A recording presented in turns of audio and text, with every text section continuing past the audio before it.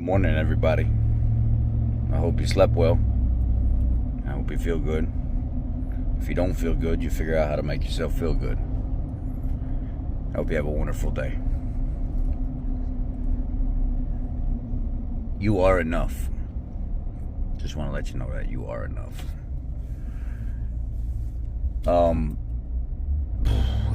What's going on in the world is crazy right now, man.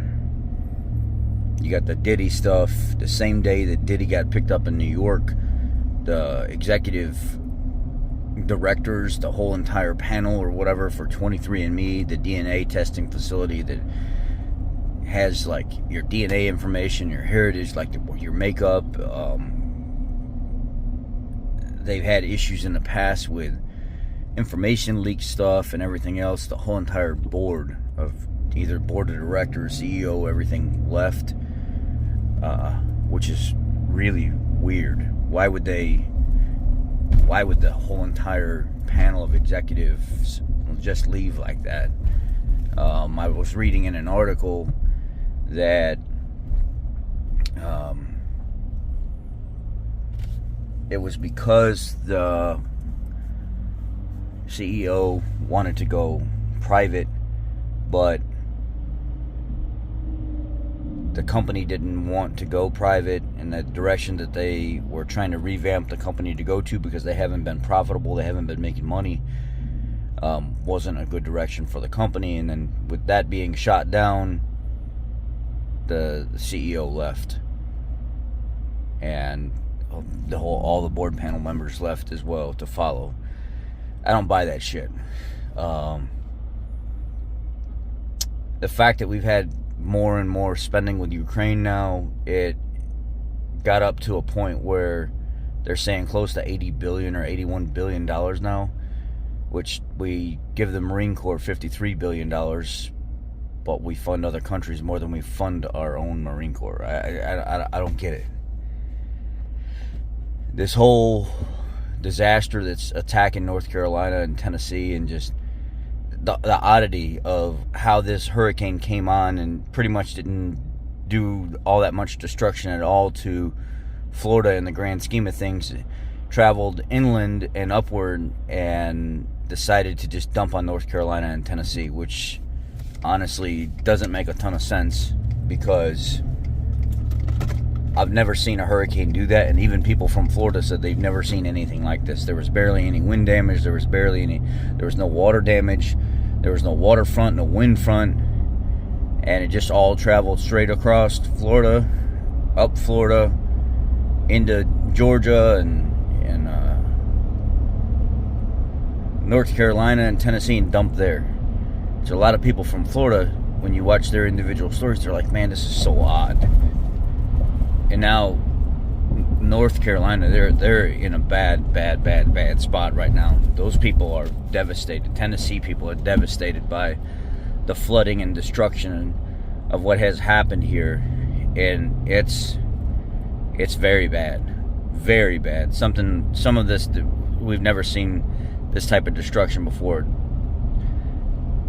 at this extent. I mean, extremely bad. Then you have the strike, the port strike that's supposed to start today. And there's a video of the I think it's the Teamsters president talking about the entire situation. And the video was out post-strike October 1st, but now it is October 1st, and I already seen videos yesterday and the day before of trucks lined up on the coast with the ports being completely shut down. None of the trucks moving the material. There was like one ship that was it was the last ship that they could actually load with cargo, and it was shut down.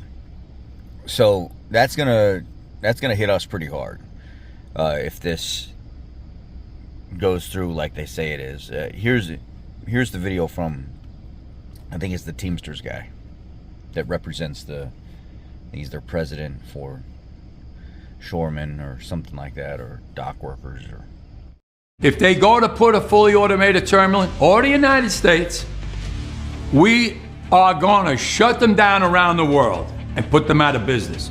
Now, we might shut them down for 3 weeks to send them a strong message. None of your ships are going to move.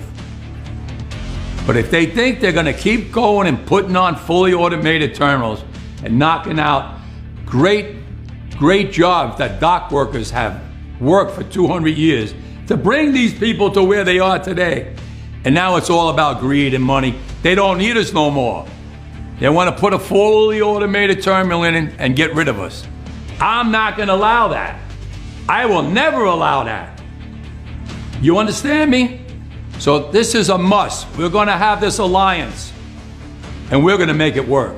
We're going to show the companies we have the power, not you. We will tell you, you are not going to do it no more. These people today don't know what a strike is. Right. When my men hit the streets, from Maine to Texas, every single port will lock down. You know what's going to happen? I'll tell you.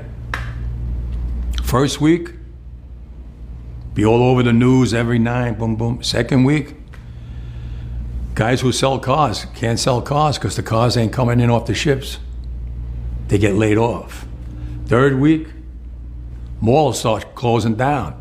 They can't get the goods from China. They can't sell clothes. They can't do this. Everything in the United States comes on a ship.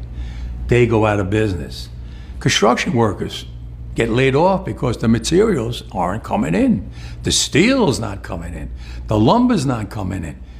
They lose their job.